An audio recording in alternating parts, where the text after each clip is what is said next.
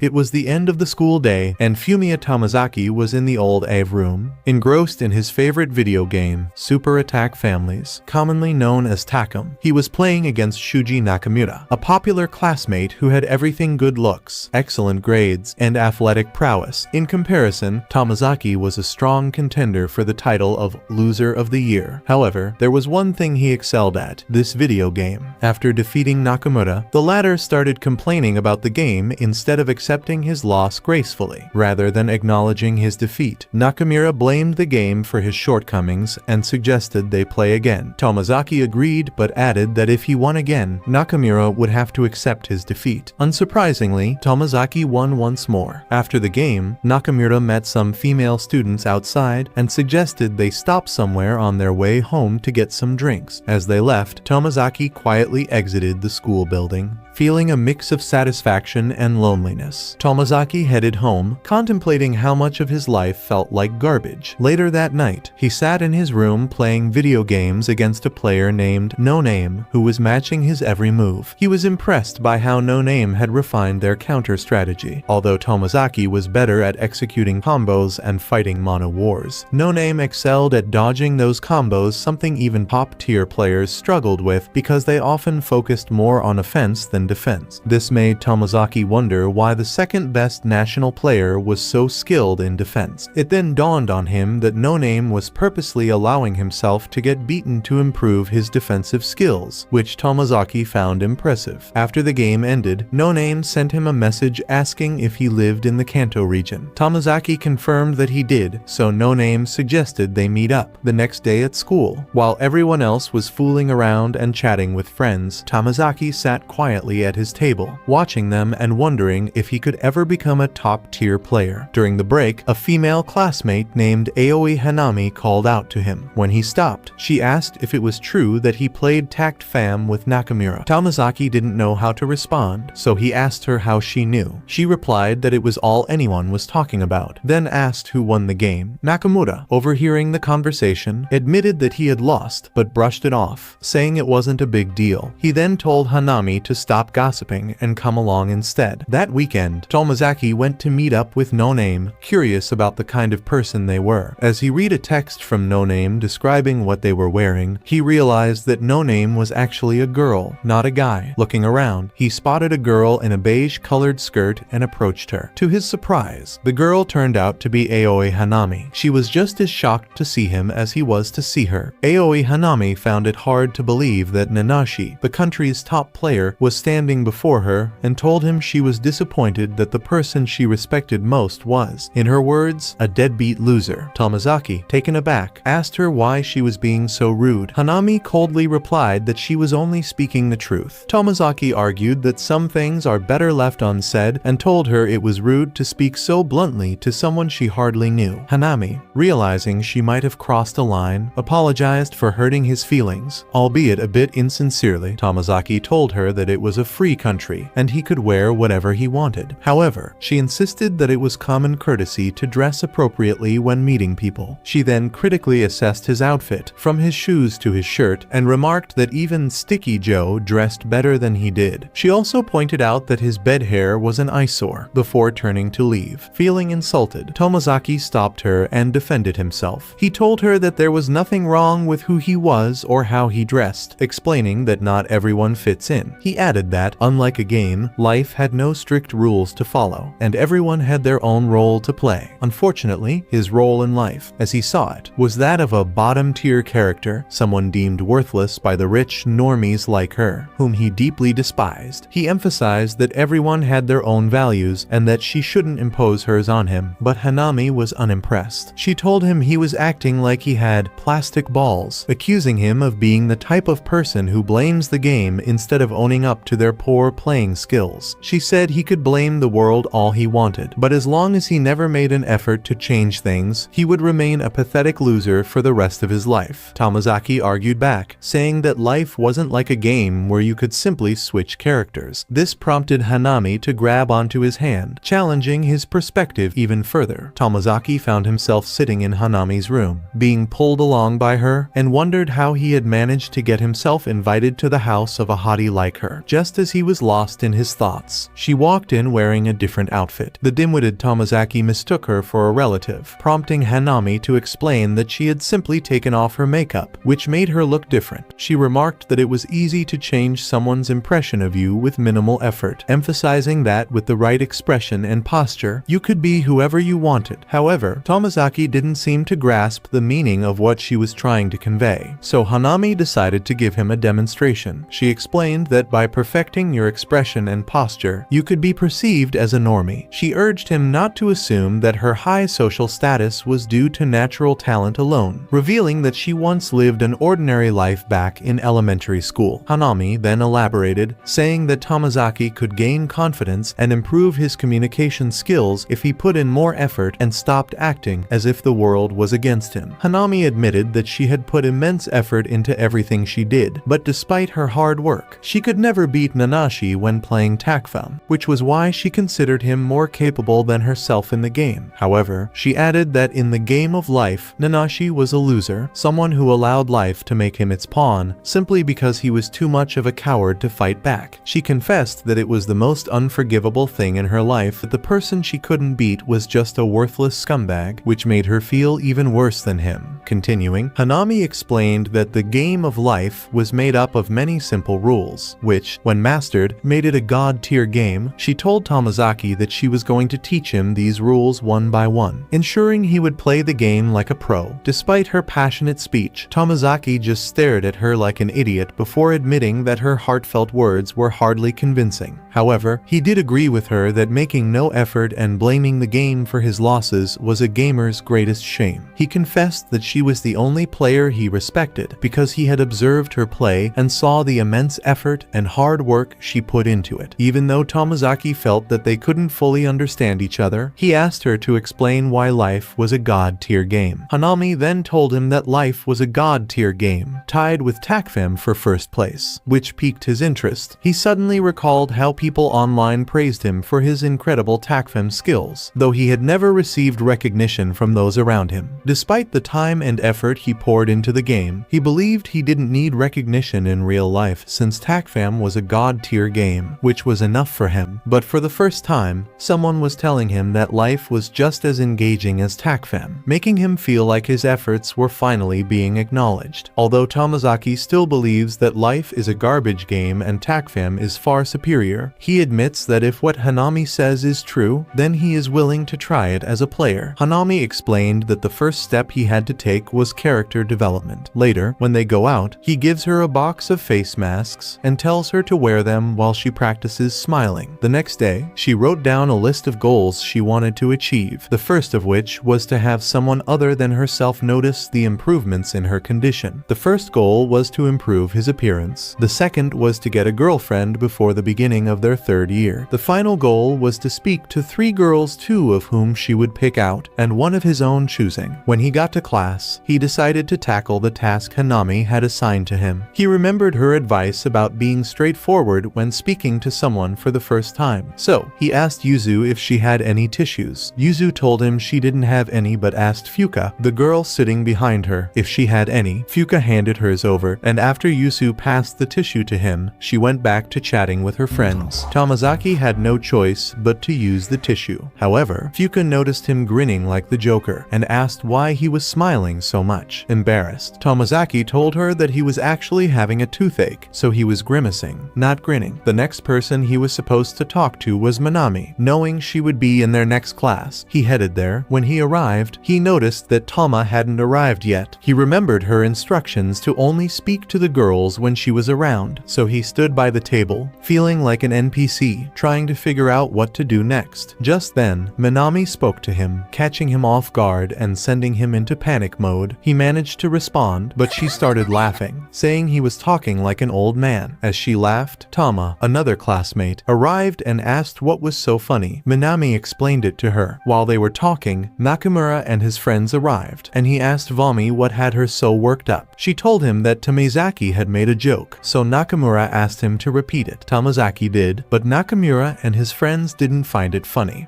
Minami told them that they were too dumb to understand such a sophisticated joke, so she wouldn't blame them for it. Nakamura argued that at least his brain cells worked, unlike hers, which were filled with TikTok trends. As they bantered, Tomozaki noticed Tama looking at Nakamura strangely and wondered what it was about. But before he could figure it out, his attention was drawn back to Minami and Nakamura, who were now asking everyone to vote on who was weirder between them. Just then, Minami and the others were startled when Hanami stepped in and told Nakamura to bug off and stop picking on Tomozaki just because he had lost a game to him. This unexpected intervention shocked everyone. Hanami continued, telling Nakamura that he was behaving like an immature child, which was the reason his girlfriend had dumped him. She preferred to date real men like Kento, who had confidence and maturity. She then challenged Nakamura, saying that if he really wanted to prove himself, he should do it by beating Tomozaki in TACFAM, a competitive game they often played. Nakamura, now even more riled up, accepted the challenge and stormed off. After he left, Minami and Tama thanked Hanami for standing up to Nakamura. Hanami just smiled and said, "That's what friends are for." Later that day, during their club meeting in the sewing room, Hanami commended Tomozaki for the effort he put into his first task, even though he had made some awkward mistakes like blowing his nose in front of Fuka like an idiot and grinning like a scarecrow. Tomozaki confessed that he had made the whole situation awkward because he didn't know what to say. Hanami reassured him, telling him that it was all right and that, as time went on, he would get better at handling these social situations. Tomozaki then asked Hanami why Tama had looked at Nakamura so strangely earlier. She explained that Tama had little tolerance for people like Nakamura, those who were arrogant and tried to put others down. The next day, Hanami gave Tomozaki a new assignment. Aside from working on his posture, she told him to try talking to people while in a group. That evening, after school, Tomozaki managed to insert himself into the conversation that Hanami and Minami were having with their friends, thus successfully completing his goal. When they arrived at the train station, Hanami informed Tomozaki that he and Minami lived in the same neighborhood and encouraged him to try having a conversation with her while they walked home. As they walked, he asked Minami how she always managed to be so happy and cheerful. She told him that she believed facing the world with a smile was important, even when things were bad, because it helped to keep a positive outlook. They soon arrived at a zebra crossing, and as they waited for the lights to change, Minami asked if something was going on between him and Hanami. Flustered, he laughed and replied that there was no way a brinch like him could ever bag a baddie like Hanami, using the slang humorously. Minami chuckled at his response, but seemed to consider his words thoughtfully. The next day, Hanami advised Tomozaki to practice introducing new topics during conversations, pushing him further out of his comfort zone to help him build confidence and social skills. And Hanami noticed that Tomozaki was having trouble expanding on his ideas when speaking to people. To help him, she gave him some flashcards with different conversation topics, explaining that if he ever got stuck during a conversation, he could use them to keep it going. She also provided him with a voice recording of her speaking, which she told him to use for practice. This way, he could listen to his responses and know what he needed to improve. Hanami then informed him that as part of his training, he would spend his Saturdays with her.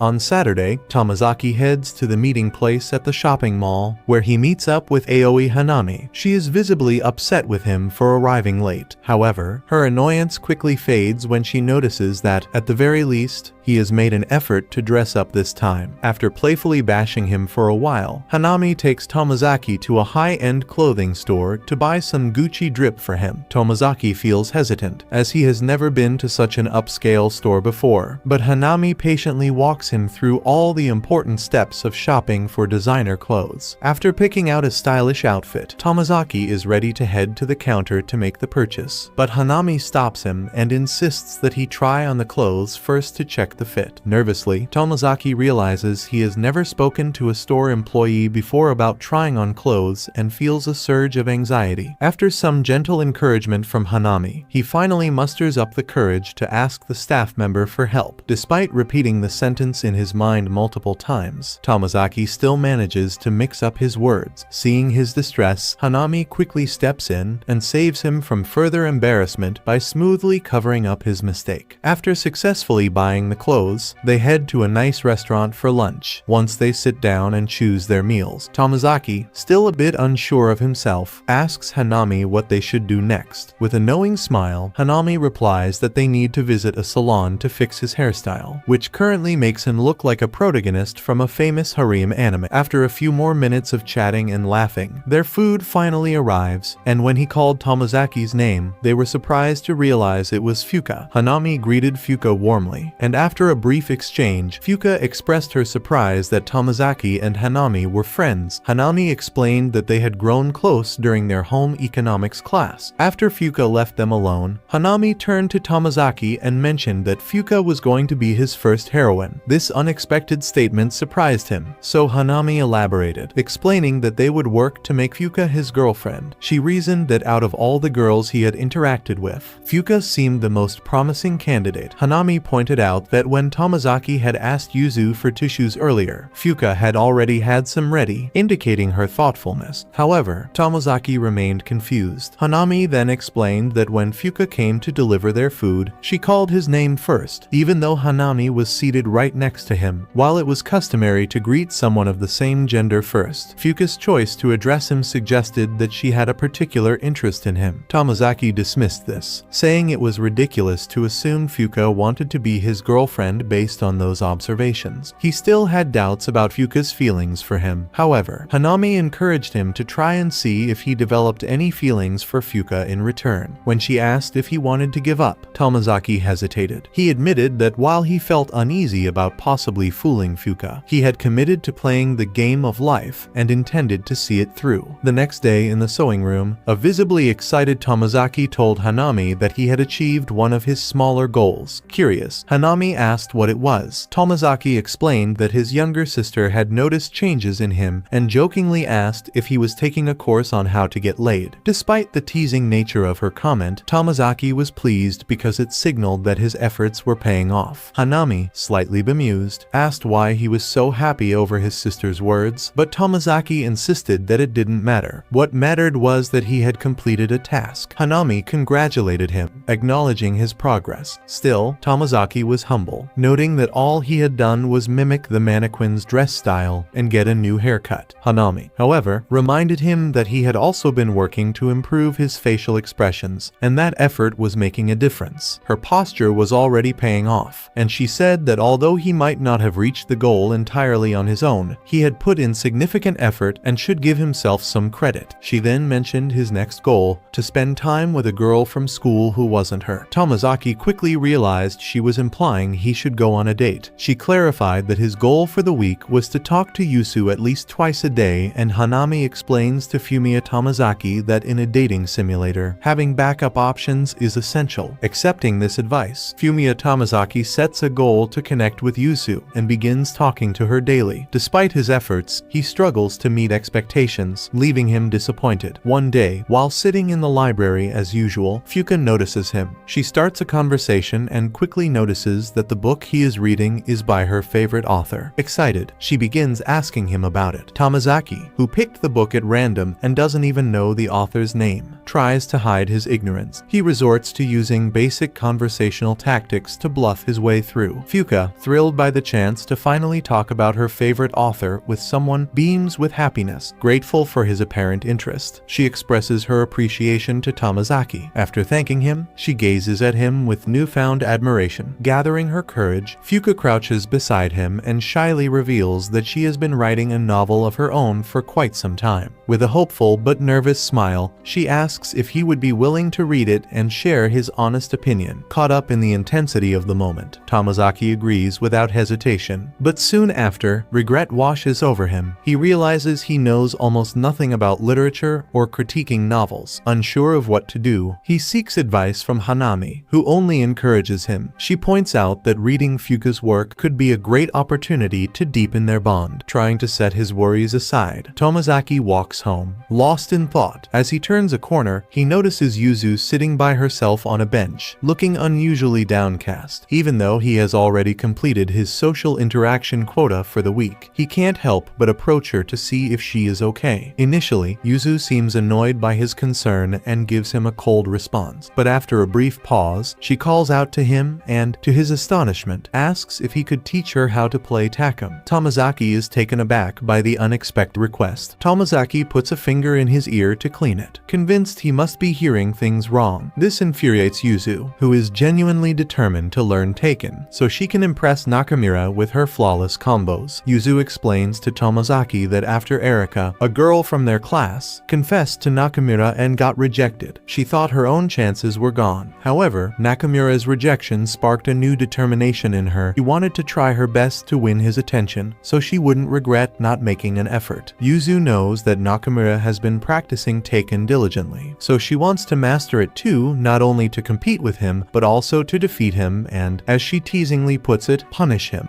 Tomazaki is amazed to see such passionate resolve from her and decides to help. However, he first asks where they would practice the game. Blushing shyly, Yuzu suggests her house. A short while later, Tomazaki finds himself entering the room of another girl for the first time, a situation made possible thanks to his Tekken skills. He sits beside Yuzu and plays a few matches with her, demonstrating the vast skill gap between them. Then, he shows her a recording of one of his matches with Hanami, a top-tier player, to give her an example of high-level gameplay. Along the way, he provides her with helpful tips and even takes the time to create a detailed guidebook tailored to her needs. Yuzu is awestruck by his expertise and can't help but ask how he enjoys the game so much when he faces no real competition. Tomazaki answers that he doesn't play Taken just because it's fun. He plays it because it's a god-tier game with incredible mechanics and endless potential to master. He starts passionately ranting about the game's brilliance, but Yuzu cuts him off mid-sentence, calling him a nerd. Amused, Tomazaki responds that someone once told him the same thing but not about Taken. Instead, she described real life as a top-tier game. This person helped him change his perspective on life, encouraging him to work hard and improve himself. Slowly but surely, he began enjoying life and viewing it more positively, just like he does with Taken. Realizing the conversation has drifted into personal territory, Tomazaki awkwardly stops himself and returns to helping Yuzu with her practice. Tomazaki gives a few more tips to Yuzu before leaving. Later, he meets up with Hanami to discuss what happened with Yuzu, which comes as a surprise to Hanami, as she hadn't expected such a development. However, she reminds him that's why she gave him several extra options, ensuring he can continue playing the game. To support him further, she hands him 2 tickets for a movie, telling him to use them if he manages to ask Fuka out on a date. The following day at school, Yuzu approaches Tomazaki to show him her progress, which impresses him. In response, he provides her with additional guidance to help her improve even further. Days go by as Tomazaki continues mentoring Yuzu, their dynamic gradually improving with each session. One day, Tomazaki heads to the library, where he finally gets to meet Fuka again. During their conversation, he admits the truth that he knows little about books and had exaggerated his interest the last time they talked. Feeling guilty, he explains that he has decided to try reading the works of her favorite author so they can have meaningful discussions in the future. Fuka is touched by his effort and determination, which makes her happy. Despite the positive interaction, Tomazaki finds himself unable to muster the courage to ask her out and decides to wait for a better moment. After school, as Tomazaki is about to head home, he is stopped by Nakamura's friends. They lead him to the old AV room, where Nakamura is waiting for him with a game console.